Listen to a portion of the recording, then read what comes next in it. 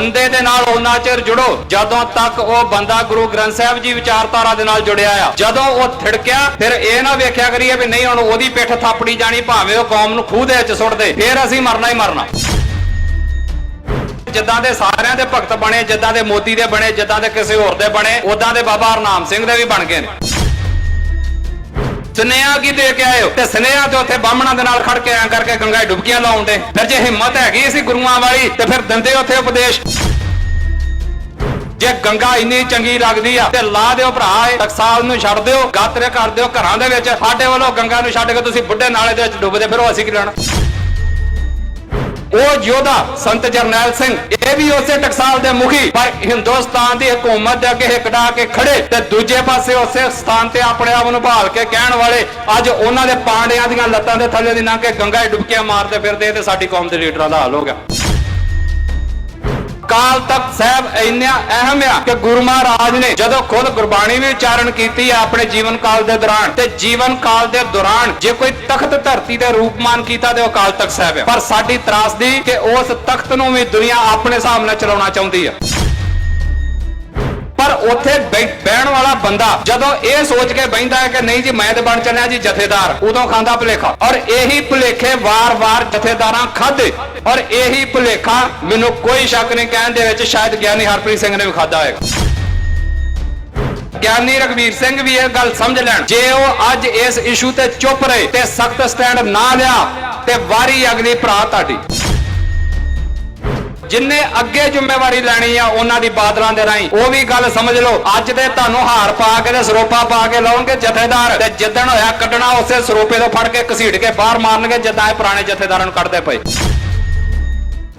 ਸਾਹਿਬ ਸ੍ਰੀ ਗੁਰੂ ਗ੍ਰੰਥ ਸਾਹਿਬ ਮਹਾਰਾਜ ਜੀ ਦੀ ਪਵਿੱਤਰ ਹਜ਼ੂਰੀ ਅੰਦਰ ਜੁੜ ਮਿਲ ਬੈਠੇ ਗੁਰੂ ਰੂਪ ਗੁਰੂ ਸਵਾਰੀ ਖਾਲਸਾ ਸਾਧ ਸੰਗਤ ਜੀ, ਵਾਹਿਗੁਰੂ ਜੀ ਕਾ ਖਾਲਸਾ ਵਾਹਿਗੁਰੂ ਜੀ ਕੀ ਫਤਿਹ। ਜਦੋਂ ਕੌਮ ਦੇ ਆਗੂ ਦੀ ਗੱਲ ਹੋ ਰਹੀ ਹੋਵੇ ਜਿਨ੍ਹਾਂ ਨੇ ਆਪਣੇ ਜੀਵਨ ਕਾਲ ਦੌਰਾਨ ਕੌਮ ਦੀ ਅਗਵਾਈ ਕੀਤੀ ਹੋਵੇ, ਔਰ ਕੌਮ ਦੇ ਨਾਲ ਨਾਲ ਉਹਨਾਂ ਨੇ ਇੱਕ ਐਸੀ ਸੰਸਥਾ ਦੀ ਵੀ ਅਗਵਾਈ ਕੀਤੀ ਹੋਵੇ ਜਿਹਦਾ ਕੌਮ ਦੇ ਵਿੱਚ ਇੱਕ ਨਾਮ, ਇੱਕ ਰੁਤਬਾ, ਇੱਕ ਇੱਜ਼ਤ, ਇੱਕ ਮਾਣ, ਇੱਕ ਸਤਿਕਾਰ ਬਹਾਲ ਰਿਹਾ ਹੋਵੇ, ਤੇ ਜ਼ਾਹਿਰ ਜੀ ਗੱਲ ਆ ਫਿਰ ਜੇ ਉਹਨਾਂ ਨੂੰ ਯਾਦ ਕਰਨਾ ਆ ਤੇ ਉੱਥੇ ਇਹ ਦੋਵੇਂ ਚੀਜ਼ਾਂ ਨਾਲ ਦੀ ਨਾਲ ਹੀ ਯਾਦ ਕਰਨੀਆਂ ਪੈਣੀਆਂ ਵੀ ਕੌਮ ਦੀ ਮੌਜੂਦਾ ਲੀਡਰਸ਼ਿਪ ਕਿੱਥੇ ਖੜੀ ਆ ਤੇ ਜਿਹੜੀ ਸੰਸਥਾ ਦੀ ਅਗਵਾਈ ਉਹ ਕਰਦੇ ਉਹ ਸੰਸਥਾ ਅੱਜ ਕਿੱਥੇ ਖੜੀ ਆ। ਤੇ ਜੇ ਉਹ ਦੋਵੇਂ ਜਿੱਥੇ ਜਿੱਥੇ ਖੜੇ ਨੇ, ਅਗਲਾ ਨਾਲ ਹੀ ਸਵਾਲ ਆਉਣਾ ਵੀ ਕਿਉਂ ਖੜੇ ਨੇ। ਜੇ ਇਹ ਦੋ ਚੀਜ਼ਾਂ ਦੇ ਜਵਾਬ ਸਾਨੂੰ ਮਿਲ ਗਏ ਤੇ ਅਗਲੇ ਮਸਲੇ ਹੱਲ ਨਾਲ ਦੀ ਨਾਲ ਹੋਣੇ ਸ਼ੁਰੂ ਹੋ ਜਾਂਦੇ ਜਿਹੜੇ ਇਹਨਾਂ ਚੀਜ਼ਾਂ ਦੇ ਨਾਲ ਜੁੜੇ ਹੋਣ। ਪਹਿਲੀ ਗੱਲ ਤਾਂ ਮੈਂ ਉਸ ਸੰਸਥਾ ਦੇ ਬਾਰੇ 2 ਮਿੰਟ ਹੀ ਕਰਨੀ ਚਾਹੁੰਦਾ, ਜ਼ਿਆਦਾ ਸਮਾਂ ਮੈਂ ਉਹਨਾਂ ਬੰਦਿਆਂ ਤੇ ਬਰਬਾਦ ਨਹੀਂ ਕਰਨਾ ਚਾਹੁੰਦਾ ਜਿੱਥੇ ਆ ਕੇ ਅੱਜ ਉਹ ਸੰਸਥਾ ਖੜ ਗਈ ਆ। ਪਰ ਪਿਛਲੇ ਦਿਨੀ ਕਾਫੀ ਉਹ ਦੁਬਾਰਾ ਚਰਚਾ ਦਾ ਵਿਸ਼ਾ ਬਣੀ ਉਹ ਪਰਸਨੈਲਿਟੀ ਜਿਹੜੀ ਅੱਜ ਉਸ ਸੰਸਥਾ ਦੀ ਅਗਵਾਈ ਕਰਦੀ, ਬਾਬਾ ਹਰਨਾਮ ਸਿੰਘ ਜੀ। ਉਹ ਚਰਚਾ ਦਾ ਵਿਸ਼ਾ ਕਿਉਂ ਬਣੀ ਉਹ ਵੀ ਤੁਹਾਨੂੰ ਪਤਾ ਵੀ ਜਾ ਕੇ ਗੰਗਾ 'ਚ ਡੁਬਕੀਆਂ ਲਾਈਆਂ ਤੇ ਲੋਕਾਂ ਨੇ ਕਿਹਾ ਵੀ ਇਹ ਕਿਹੜੇ ਪਾਸੇ ਨੂੰ ਟਕਸਾਲ ਤੁਰ ਪਈ ਹੈ। ਉੱਥੇ 2 ਤਰ੍ਹਾਂ ਦੇ ਲੋਕ ਸਾਹਮਣੇ ਆਏ। ਇੱਕ ਤੇ ਉਹ ਜਿਨ੍ਹਾਂ ਨੇ ਕਿਹਾ ਵੀ ਇਹ ਬ੍ਰਾਹਮਣਵਾਦੀ ਸੋਚ ਆ, ਏਦਾਂ ਨਹੀਂ ਸੀ ਕਰਨਾ ਚਾਹੀਦਾ ਟਕਸਾਲ ਦੇ ਮੁਖੀ ਨੂੰ। ਪਰ ਇੱਕ ਦੂਸਰੀ ਤਰ੍ਹਾਂ ਦੇ ਲੋਕ ਵੀ ਆਏ ਜਿਹੜੇ ਭਗਤ, ਜਿਨ੍ਹਾਂ ਨੂੰ ਅੱਜ ਕੱਲ ਸ਼ਬਦ ਬ੍ਰੈਕਟ ਤੇ ਭਗਤ, ਅਸਲੀ ਵਾਲੇ ਭਗਤ ਨਹੀਂ, ਜਿਨ੍ਹਾਂ ਨੂੰ ਅੱਜ ਕੱਲ ਮੋਦੀ ਭਗਤ ਵੀ ਕਿਹਾ ਜਾਂਦਾ, ਦੂਸਰੇ ਭਗਤ ਵੀ ਕਿਹਾ ਜਾਂਦਾ, ਏਦਾਂ ਦੇ ਬਾਬੇ ਹਰਨਾਮ ਸਿੰਘ ਦੇ ਭਗਤ ਵੀ ਸਾਹਮਣੇ ਆਏ। ਇੱਕ ਗੱਲ ਮੈਂ ਉਹਨਾਂ ਬਾਰੇ ਕਹਿਣ ਤੋਂ ਪਹਿਲਾਂ ਤੁਹਾਡੇ ਸਾਹਮਣੇ ਬੇਨਤੀ ਕਰਦਾ, ਮੈਂ ਮੁਕਤਸਰ ਸਾਹਿਬ ਵੀ ਕੀਤੀ, ਜਦੋਂ ਜਦੋਂ ਬੰਦੇ ਦੇ ਭਗਤ ਬਣਾਂਗੇ ਉਦੋਂ ਮਾਰ ਖਾਵਾਂਗੇ। ਅਸੀਂ ਭਗਤ ਬਣਨਾ ਆ ਬੰਦੇ ਦੀ ਵਿਚਾਰਧਾਰਾ ਦੇ। ਗੁਰੂ ਨੇ ਸਾਨੂੰ ਜੋੜਿਆ ਸੀ ਬਾਣੀ ਦੇ ਨਾਲ, ਸ਼ਬਦ ਦੇ ਨਾਲ, ਵਿਚਾਰ ਦੇ ਨਾਲ, ਨਾ ਕਿ ਸਰੀਰ ਦੇ ਨਾਲ। ਪਰ ਸਾਡੀ ਅੱਜ ਸਮੱਸਿਆ ਬਣ ਗਈ, ਅਸੀਂ ਕਹਿੰਦੇ ਅਸੀਂ ਸਰੀਰ ਨਾਲ ਜੁੜ ਜਾਣਾ, ਵਿਚਾਰ ਉਹਦਾ ਭਾਵੇਂ ਸਾਨੂੰ ਚੁੱਕ ਕੇ ਜਿੱਥੇ ਮਰਜ਼ੀ ਲੈ ਜਾਏ ਅਸੀਂ ਤੇ ਉਹਦੇ ਨਾਲ ਨਾਲ ਹੀ ਤੁਰੇ ਫਿਰਨਾ। ਨਹੀਂ, ਬੰਦੇ ਦੇ ਨਾਲ ਉਹਨਾਂ ਚਿਰ ਜੁੜੋ ਜਦੋਂ ਤੱਕ ਉਹ ਬੰਦਾ ਗੁਰੂ ਗ੍ਰੰਥ ਸਾਹਿਬ ਜੀ ਵਿਚਾਰਧਾਰਾ ਦੇ ਨਾਲ ਜੁੜਿਆ ਆ। ਜਦੋਂ ਉਹ ਥਿੜਕਿਆ ਫਿਰ ਇਹ ਨਾ ਵੇਖਿਆ ਕਰੀਏ ਵੀ ਨਹੀਂ ਹੁਣ ਉਹਦੀ ਪਿੱਠ ਥਾਪੜੀ ਜਾਣੀ, ਭਾਵੇਂ ਉਹ ਕੌਮ ਨੂੰ ਖੂਹ ਦੇ ਵਿੱਚ ਸੁੱਟ ਦੇ, ਫਿਰ ਅਸੀਂ ਮਰਨਾ ਹੀ ਮਰਨਾ। ਸੋ ਮੇਰੀ ਇਹ ਬੇਨਤੀ ਆ ਕਿ ਬੰਦਾ ਭਗਤੀ ਜੋ ਬਾਹਰ ਨਿਕਲਿਆ ਜਾਵੇ, ਪਰ ਨਹੀਂ ਨਿਕਲਦੀ ਅਜੇ ਕੌਮ। इस करके जिद्दां दे सारियां दे भगत बने, जिद्दां दे मोदी दे बने, जिद्दां दे किसी होर दे बने, उदां दे बाबा हरनाम सिंह दे भी बन गए ने। उन्होंने फिर लंबियां लंबियां इंटरव्यूआं कड्डियां, फिर एग्जाम्पलां दित्तियां भी नहीं गुरु महाराज भी जाते रहे आ जी। मैं कोई मना नहीं करता भी गुरु महाराज नहीं गए, गए ने। मैं ये भी माड़ा नहीं कहता भी बाबा हरनाम सिंह क्यों गया, पर गल अगली आ, जे गुरुआं दियां एग्जाम्पलां देनियां आ ते गुरु महाराज कल्ले गंगा ही नहीं गए, गुरु महाराज कल्ले हरिद्वार नहीं गए, गुरु महाराज तो मक्के भी गए ने। ते बाबा हरनाम सिंह जी दसो हज करन कदों जाना? हुण सवाल आ, गुरु महाराज ते जेड़ा उस समय सज्जन ठग ही, जेड़ा ठगियां मारदा ही, ਉਹਦੇ ਡੇਰਿਆਂ ਤੇ भी गया। ਤੇ फिर दसीए हुण कातलां दे घर च आपां कदन जाना जी, ਸਾਨੂੰ ਉਹ भी दस दिओ। पर यह गल नहीं गी भी ਉਹ गए गुरु महाराज उत्थे, गल ਇਹ ਸੀ भी उत्थे जाके कीता की। जे तुसीं भी ਉਹ काम करदे जो साडे गुरुआं ने कीता ही ते तुहाडे सामने भी सिर झुकना ही। बाबा नानक गया ठग दे घर, पर जिद्दण उत्थों निकले ते भाई सज्जन बना के निकले, उन्होंने ते सिੱਖੀ ਦਾ प्रचारक थाप के निकले। बाबा नानक गया मक्के भी, पर उत्थे जाके उच्ची देनी जेड़ी आ अल्लाहू अकबर नहीं कहना शुरू करता। उत्थे जाके जे हुक्का दिता ते सच दा दिता। बाबा नानक ते बाकी गुरु महाराज गए, मंदिरां च भी गए, उत्थे भी गए जिथे आरतियां हुंदियां सी, पर जाके ते थाल फड़ के आरती करनी शुरू नहीं करती। उत्थे जाके दस्सिया भी जे आरती गाउणी है ते आ गाओ गगनमय थाल वाली। ਇਹ बाबे नानक दा सुनिया। ते तुसी जाके की कीता जी?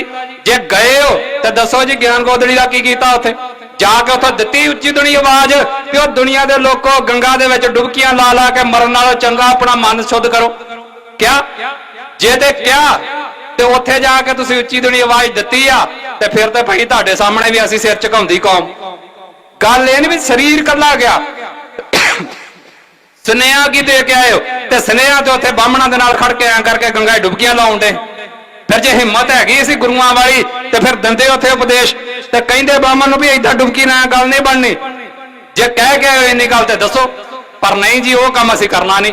सो साडी उत्थे सिर्फ मेरी इन्ने पॉइंट आ, इन्नी विचार आ तुहाडे नाल संगत दे भी इन्हां दे जेड़े एग्जाम्पलां दिंदे आ ना, इन्हां दे छलाविਆਂ च ना आ जाया करो ते फिर कहण ना लापिया करो जी ठीक हो गया ठीक हो गया। थोड़ा जिहा दिमाग अपना भी वरतिया करिए असीं।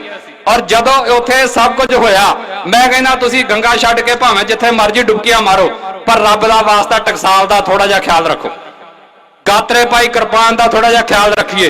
जे गंगा इन्नी चंगी लगदी आ ते ला दिओ भरा, टकसाल नूं छड्ड दिओ, गात्रे कर दिओ घरां दे विच। साडे वल्लों गंगा नूं छड्ड के तुसीं बुੱਢੇ नाले दे विच डुबदे फिरो, असीं की लेना?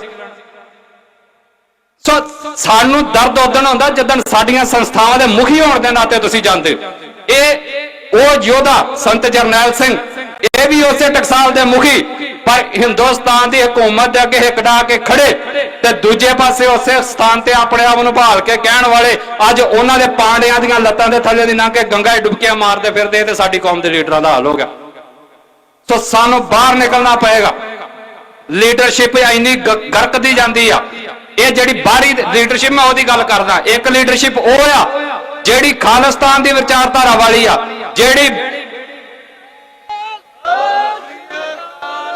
जिहड़ी ब्राह्मणवादी विचारधारा नूं थां थां ते चपेड़ा मारदी आ, ओह लीडरशिप भी है, वह बड़ी सीमित जी आ। सरदार मान साहब हो गए, होर जिहड़ी इस विचारधारा वाली लीडरशिप है जिहड़ी खालिस्तान ते खड़ी आ ते निरंतर खड़ी रही आ पिछले कई सालों तो, वह लीडरशिप नूं मैं इहदे च नहीं कहण लगा। वह लीडरशिप ते सच्ची सुच्ची आ, वह बाहर हो जाती है इन्हां सारियां गल्लां तो। पर साडा एक वड्डा समाज आ, सानू ये मनना भी पएगा कि जिहड़ा इस लीडरशिप की इज्जत करता है मान साहब होना वाली दी, पर एक वड्डा समाज आ जिहड़ा उस लीडरशिप दे नाल भी जुड़िया जिहड़ी बाबा हरनाम सिंह ते तख्तां दे जथेदारां वाली जुड़िया आ। जो सानू सच्चाई आ मननी पएगी, ते जे जुड़िया आ ते उस समाज नूं सुचेत करना भी ते साडा फर्ज बनदा कि नहीं? सो ये साडा फर्ज समझदे मैं सिर्फ उस लीडरशिप बारे 2 मिनट अगले होर लाउणे आ। हुण की हुंदा आ, टकसाल की गल हो गई एक पासे, वो जिथे जाके डेगी असीं वेख्या। दूसरी साडी बड़ी अहम संस्था है श्री अकाल तख्त साहब। अकाल तख्त साहब इन्ना अहम आ कि गुरु महाराज ने जदों खुद गुरबाणी भी उच्चारण की अपने जीवन काल के दौरान, ते जीवन काल के दौरान जे कोई तख्त धरती के रूपमान किया तो अकाल तख्त साहब है। वो बहुत महान है और उन्हें महान रहना है। पर साडी त्रासदी ਕਿ ਉਸ ਤਖਤ ਨੂੰ ਵੀ ਦੁਨੀਆ ਆਪਣੇ ਹਿਸਾਬ ਨਾਲ ਚਲਾਉਣਾ ਚਾਹੁੰਦੀ ਆ। ਔਰ ਪਿਛਲੇ ਲੰਬੇ ਸਮੇਂ ਤੋਂ ਉਹ ਤਖਤ ਇਸ ਟਾਈਮ ਬਾਦਲ ਦਲੀਆਂ ਦੇ ਅਧੀਨ ਚੱਲਦਾ ਪਿਆ। ਤਖਤ ਨਹੀਂ, ਤਖਤਾਂ ਦੇ ਬੈਠੇ ਬੰਦੇ ਉਹਨਾਂ ਦੇ ਅਧੀਨ ਚੱਲਦੇ ਨੇ।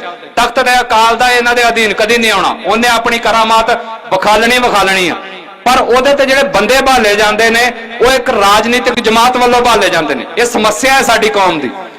ਪਰ ਉੱਥੇ ਬਹਿਣ ਵਾਲਾ ਬੰਦਾ ਜਦੋਂ ਇਹ ਸੋਚ ਕੇ ਬਹਿੰਦਾ ਹੈ ਕਿ ਨਹੀਂ ਜੀ ਮੈਂ ਤੇ ਬਣ ਚੱਲਿਆ ਜੀ ਜਥੇਦਾਰ, ਉਦੋਂ ਖਾਂਦਾ ਭੁਲੇਖਾ। ਔਰ ਇਹੀ ਭੁਲੇਖੇ ਵਾਰ-ਵਾਰ ਜਥੇਦਾਰਾਂ ਖਾਦੇ। ਔਰ ਇਹੀ ਭੁਲੇਖਾ ਮੈਨੂੰ ਕੋਈ ਸ਼ੱਕ ਨਹੀਂ ਕਹਿਣ ਦੇ ਵਿੱਚ ਸ਼ਾਇਦ ਗਿਆਨੀ ਹਰਪ੍ਰੀਤ ਸਿੰਘ ਨੇ ਵੀ ਖਾਦਾ ਹੋਏਗਾ। ਜਿੱਦਣ ਉਹ ਜਥੇਦਾਰ ਲੱਗਣ ਜਾ ਰਹੇ ਸੀ, ਇੱਕ ਵਾਰੀ ਉਹਨਾਂ ਨੂੰ ਸੋਚਣਾ ਚਾਹੀਦਾ ਸੀ ਕਿ ਉਹ ਜਥੇਦਾਰ ਲੱਗਣ ਕਿਸ ਤਰੀਕੇ ਨਾਲ ਜਾ ਰਹੇ। ਜਿਹੜੇ ਦਰਵਾਜ਼ੇ ਚੋਂ ਲੰਘ ਕੇ ਜਥੇਦਾਰ ਲੱਗੋਗੇ, ਸੱਚ ਇਹ ਹੈ ਜਿੱਦਣ ਉਹਨਾਂ ਦਾ ਕੰਮ ਪੂਰਾ ਹੋ ਗਿਆ ਉਸੇ ਦਰਵਾਜ਼ੇ ਚੋਂ ਉਸੇ ਤਰੀਕੇ ਨਾਲ ਬਾਹਰ ਜਲੀਲ ਕਰਕੇ ਕੱਢਣਗੇ। ਜ਼ਰੂਰਤ ਤੇ ਇਹ ਚਾਹੀਦੀ ਸੀ ਵੀ ਉਦੋਂ ਹੀ ਇਹ ਚੈਲੰਜ ਕਰਦੇ ਕਿ ਪ੍ਰਬੰਧ ਠੀਕ ਨਹੀਂ ਆ। ਪਰ ਗੱਲ ਕੱਲੀ ਗਿਆਨੀ ਹਰਪ੍ਰੀਤ ਸਿੰਘ ਦੀ ਨਹੀਂ ਗੀ, ਗੱਲ ਸਾਡੀ ਜਥੇਦਾਰ ਦੀ ਪੋਜੀਸ਼ਨ ਦੀ ਆ, ਗੱਲ ਸਾਡੇ ਅਕਾਲ ਤਖਤ ਸਾਹਿਬ ਦੀ ਆ। ਔਰ ਗਿਆਨੀ ਰਘਵੀਰ ਸਿੰਘ ਵੀ ਇਹ ਗੱਲ ਸਮਝ ਲੈਣ, ਜੇ ਉਹ ਅੱਜ ਇਸ ਇਸ਼ੂ ਤੇ ਚੁੱਪ ਰਹੇ ਤੇ ਸਖਤ ਸਟੈਂਡ ਨਾ ਲਿਆ ਤੇ ਵਾਰੀ ਅਗਲੀ ਭਰਾ ਤੁਹਾਡੀ ਤਿਆਰ ਹੋ ਜਾਏ ਇਹੋ ਜਲਾਲਤ ਸਹਿਣ ਦੇ ਲਈ। ਇਹ ਕੋਈ ਨਵਾਂ ਕੰਮ ਨਹੀਂ ਹੋਣ ਲੱਗਾ। ਸੋ ਜਿੰਨੇ ਅੱਗੇ ਜ਼ਿੰਮੇਵਾਰੀ ਲੈਣੀ ਆ ਉਹਨਾਂ ਦੀ ਬਾਦਲਾਂ ਦੇ ਰਾਹੀਂ, ਉਹ ਵੀ ਗੱਲ ਸਮਝ ਲਓ। ਅੱਜ ਦੇ ਤੁਹਾਨੂੰ ਹਾਰ ਪਾ ਕੇ ਤੇ ਸਰੋਪਾ ਪਾ ਕੇ ਲਾਉਣਗੇ ਜਥੇਦਾਰ, ਤੇ ਜਿੱਦਣ ਹੋਇਆ ਕੱਢਣਾ ਉਸੇ ਸਰੋਪੇ ਤੋਂ ਫੜ ਕੇ ਘਸੀਟ ਕੇ ਬਾਹਰ ਮਾਰਨਗੇ ਜਿੱਦਾਂ ਇਹ ਪੁਰਾਣੇ ਜਥੇਦਾਰਾਂ ਨੂੰ ਕੱਢਦੇ ਪਏ। ਸੋ ਗੱਲ ਪ੍ਰਬੰਧ ਦੀ ਆ। ਸੋ ਮੈਂ ਇਸ ਸਟੇਜ ਤੋਂ ਸਿਰਫ ਇਹਨਾਂ ਨੁਕਤਾ ਤੁਹਾਡੇ ਸਾਹਮਣੇ ਰੱਖਣਾ ਚਾਹੁੰਦਾ ਹਾਂ ਕਿ ਸਾਨੂੰ ਜਿਹੜੇ ਅਸੀਂ ਆਪਣੇ ਆਪ ਨੂੰ ਸਹਿਰਦ ਸਮਝਦੇ ਹਾਂ, ਜਿਨ੍ਹਾਂ ਨੂੰ ਦਰਦ ਹੁੰਦਾ ਹੈ ਜਦੋਂ ਅਕਾਲ ਤਖਤ ਸਾਹਿਬ ਦੀ ਇਹ ਬੇਹਰਮਤੀ ਕਰਦੇ ਆ, ਉਹਨਾਂ ਨੂੰ ਸਿਰਫ ਇੰਨੀ ਬੇਨਤੀ ਆ ਵੀ ਸਾਨੂੰ ਇਸ ਗੱਲ ਦੇ ਵਿਧੀ ਵਿਧਾਨ ਵੱਲ ਵਧਣਾ ਚਾਹੀਦਾ ਆ ਕਿ ਤਖਤਾਂ ਦੇ ਜਥੇਦਾਰ ਨਿਯੁਕਤ ਕਿਵੇਂ ਹੋਣ ਤੇ ਸੇਵਾ ਮੁਕਤ ਕਿਵੇਂ ਹੋਣ। ਇਹਦੀ ਗੱਲ ਕੌਮ ਦੇ ਵਿੱਚ ਤੁਰਨੀ ਚਾਹੀਦੀ ਆ। ਔਰ ਤੀਸਰੀ ਲੀਡਰਸ਼ਿਪ ਆ ਸਾਡੀ, ਜਿਹੜੀ ਪੋਲੀਟੀਕਲ ਲੀਡਰਸ਼ਿਪ ਆ ਤੇ ਮੋਦੀ ਵਰਗਿਆਂ ਦੇ ਥੱਲੇ ਲੱਗੀ ਫਿਰਦੀ ਆ। ਉਹ ਸਰਨੇ ਹੋਣੀ, ਦੂਜੇ ਤੀਜੇ ਸਿਰਸੇ ਹੋਣੀ, ਜਿਹੜੇ ਸਾਰੇ ਉਹਦੇ ਚ ਆਉਂਦੇ ਨੇ। ਹੁਣ ਇਹ ਲੀਡਰਸ਼ਿਪ ਖਾਸ ਤੌਰ ਤੇ ਨਰਿੰਦਰ ਮੋਦੀ ਵਿਦੇਸ਼ ਦੌਰੇ ਤੇ ਆ, ਇਹ ਉਹੀ ਲੀਡਰਸ਼ਿਪ ਆ ਮੋਦੀ ਦੀ ਜਿਨੇ ਸਾਡੇ ਨੌਜਵਾਨ ਕਤਲ ਕੀਤੇ ਤੇ ਕਰ ਰਹੀ ਆ। ਹੁਣ ਜਦੋਂ ਇਹ ਵਿਦੇਸ਼ਾਂ ਦੀ ਧਰਤੀ ਤੇ ਜਾ ਰਿਹਾ ਆ, ਅਮਰੀਕਾ ਇਹਨੇ ਜਾਣਾ ਆ, ਉੱਥੇ ਦੇ ਸਾਡੇ ਸਿੰਘਾਂ ਨੇ ਵਾਈਟ ਹਾਊਸ ਦੇ ਸਾਹਮਣੇ ਜਿੱਦਣ ਇਹਨੇ ਜਾਣਾ ਹੈ ਉੱਥੇ ਰੈਲੀ ਪ੍ਰੋਟੈਸਟ ਰੱਖਿਆ ਆ ਤਾਂ ਕਿ ਸੁਨੇਹਾ ਦਿੱਤਾ ਜਾ ਸਕੇ ਵੀ ਅਮਰੀਕਾ ਦੇ ਵਿੱਚ ਤੂੰ ਵੈਲਕਮ ਨਹੀਂ ਆ।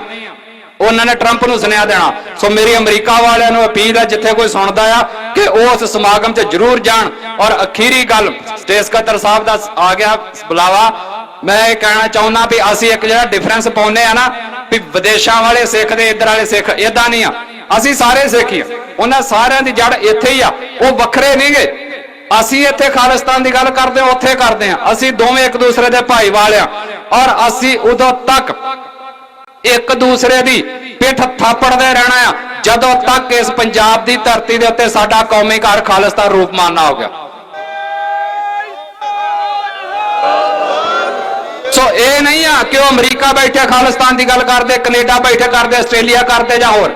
ਗੱਲ ਇਹ ਆ ਵੀ ਇੱਕ ਸਿੱਖ ਖਾਲਿਸਤਾਨ ਦੀ ਗੱਲ ਕਰਦਾ ਆ ਤੇ ਉਹ ਜਿੱਥੇ ਵੀ ਦੁਨੀਆ 'ਚ ਰਹੇਗਾ ਉਹ ਖਾਲਿਸਤਾਨ ਦੀ ਗੱਲ ਕਰੇਗਾ। ਤੇ ਜਿੰਨਾ ਚਿਰ ਇਸ ਧਰਤੀ ਦੇ ਉੱਤੇ ਸਾਡੇ ਸਵਾਸ ਬਰਕਰਾਰ ਨੇ, ਖਾਲਿਸਤਾਨ ਦੀ ਗੱਲ ਹੁੰਦੀ ਰਹੇਗੀ, ਖਾਲਿਸਤਾਨ ਦੇ ਜਕਾਰੇ ਗੂੰਜਦੇ ਰਹਿਣਗੇ। ਔਰ ਇਹ ਗੂੰਜਣੇ ਉਦੋਂ ਤੱਕ ਨੇ ਜਦੋਂ ਤੱਕ ਅਸੀਂ ਤਿਰੰਗੇ ਇਸ ਧਰਤੀ ਤੋਂ ਲਾ ਕੇ ਥੱਲੇ ਸੁੱਟ ਕੇ ਤੇ ਖਾਲਸੀ ਨਿਸ਼ਾਨ ਆਪਣਾ ਖਾਲਿਸਤਾਨ ਦਾ ਝੰਡਾ, ਖਾਲਿਸਤਾਨ ਜਿਹੜੀਆਂ ਸਰਕਾਰੀ ਇਮਾਰਤਾਂ ਆ ਉਹਦੇ ਨੇ ਚਲਾ ਨਹੀਂ ਦਿੰਦੇ। ਸੋ ਮੇਰੀਆਂ ਇੰਨੀਆਂ ਤੁਹਾਨੂੰ ਬੇਨਤੀਆਂ ਨੇ, ਸਮਾਂ ਵੱਧ ਲੈ ਗਿਆ, ਲੀਡਰਸ਼ਿਪ ਤੋਂ ਮਾਫੀ ਮੰਗਦਾ, ਸੰਗਤ ਤੋਂ ਮਾਫੀ ਮੰਗਦਾ। ਬਹੁਤ ਧੰਨਵਾਦ, ਬਹੁਤ ਸਾਰੀ ਸੰਗਤ ਦਾ ਧੰਨਵਾਦ। ਵਾਹਿਗੁਰੂ ਜੀ ਕਾ ਖਾਲਸਾ, ਵਾਹਿਗੁਰੂ ਜੀ ਕੀ ਫਤਿਹ। ਦਿਲ ਕਰਦਾ ਸੀ ਇਹਨਾਂ ਨੂੰ ਹੋਰ ਸੁਣਿਆ ਜਾਂਦਾ, ਪਰ ਸਮੇਂ ਦੀ ਕਿੱਲਤ ਹੋਣ ਕਰਕੇ ਮਾਫੀ ਚਾਹੁੰਦੇ ਆ। ਸਨਮਾਨ ਹੋ ਰਿਹਾ